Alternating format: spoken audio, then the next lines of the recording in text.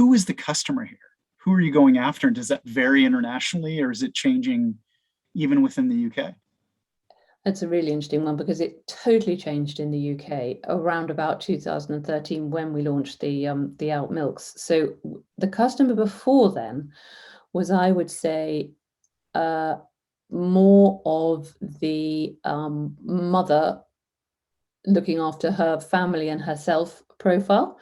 Much more traditional sort of approach, as like premium shopper, wanting the good food for themselves and for their family at that stage in life where you've got a little bit more time, a little bit more money, and you're more concerned about health.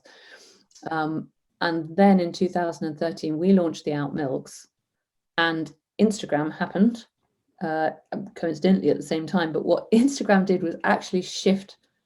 I don't know whether it did it or whether it would have happened anyway, chicken and egg, but it completely shifted in the UK the relationship between health and food. And beauty.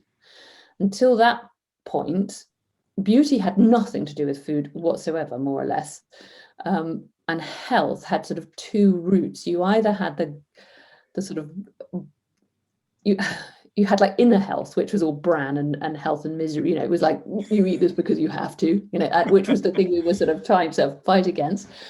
But then outer health was entirely looking good. It was entirely about diet. It was just lose weight. It was basically eat as little as you can and lose weight. So there was, and this was, what was exciting was this was sort of what we wanted to fix right from the beginning, was this is complete madness. This is no way to live.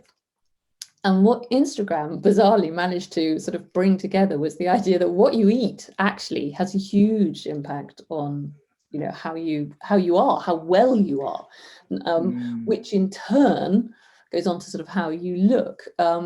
So now I can't remember the question. So yes, so the customer changed. So at that point, and that appealed, that whole world brought in a much, much, much younger consumer.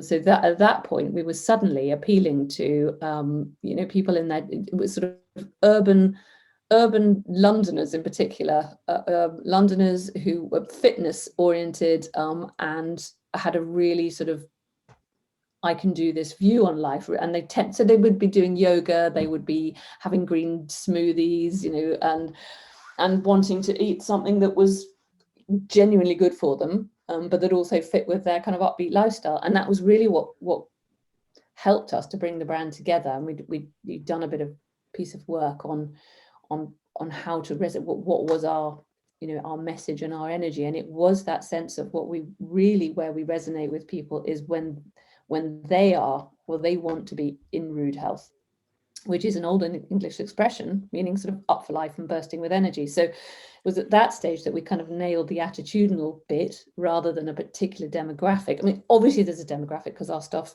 unfortunately, costs us more to make and then costs more to buy.